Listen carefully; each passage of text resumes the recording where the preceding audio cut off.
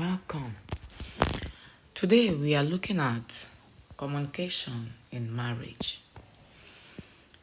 We all know that marriage involves the coming together of two different people into a union.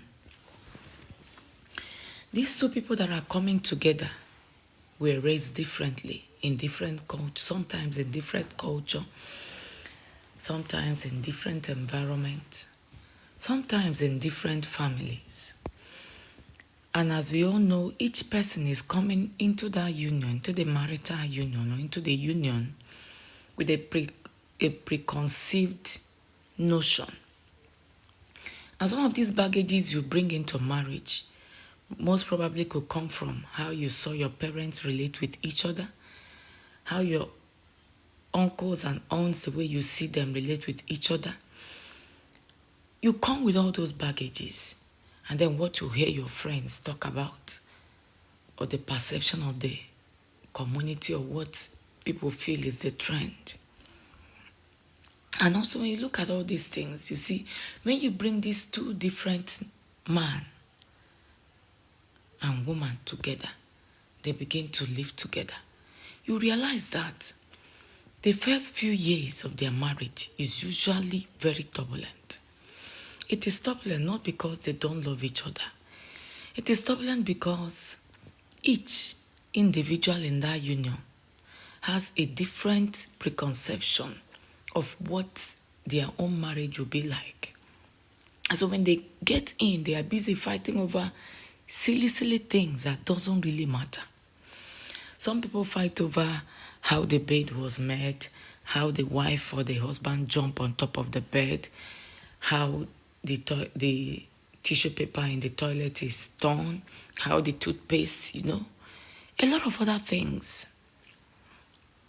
Sometimes in marriage, one person will be the organizer. The other one will be the one that scatters. So when the organizer had fixed everything to be the way it's supposed to be, and the other partner just comes in, throws the shoe at the beginning, throws the shirt here, and is going into the kitchen and scattering everywhere, issues come up through those things. So now, how do you resolve these issues? How do you talk about these issues so that you only talk about the issues and not insult each other? That is where communication comes in. That is where you need to look at the tone of voice you are using to communicate, your attitude or your facial expression when you are talking. Sometimes you want to say, I want to discuss with you. We are coming with the wrong attitude.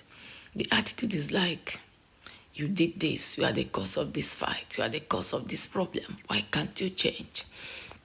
Then when you come into that discussion table with a different concept, you come and you say, I realize this is what we've been struggling with. Is there something I can do to make it better? Or is there another way we can work around this thing so that we will have peace over this issue? You get constructive discussions.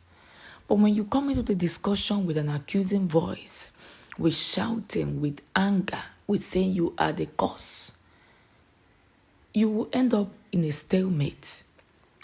Nobody will listen to the other. In fact, you will end up quarreling and aggravating the situation. So as a married man, as a married woman, we need the wisdom of God to be able to move forward. We need the wisdom of God in relating with our spouses. We need the wisdom of God to manage our home according to the standard of God. A lot of things are happening these days that we need more of God and less of ourselves. Sometimes marriages these days is defined by what the society calls it. But there is somebody that instituted marriage, that is God, that had written a manual on how marriage should be conducted and carried out. A lot of us are not doing that these days. So we still need God in our marriages. We need God to help us navigate the struggles that comes with being together. And then when you are in the marriage, you believe in yourself that two of us are going to make this marriage work. Not that one wants to make it work, the other wants to walk away. When the two of you are resolved that we are going to make it work, and you put in the work, and you are able to overlook some certain things. It's not everything you see your partner does that you must react. Sometimes you pick your fights. Is it really worth it to fight over this thing? No. You put it somewhere and just ignore it. And then the ones that you really need to, that is important, that is critical for the union to survive, you deal with it. You discuss it with wisdom in a wisely manner with each other. You come to an agreement as to this is how we are going to behave towards each other going forward, or this is what we have to work together to achieve, or this is where we want to be, this is our goal, this is our vision, this is how we want to raise our kids, this is how we want our home to be. And when you agree on those things, you commit them into the hands of God, and you see over time things working out to the glory of His name.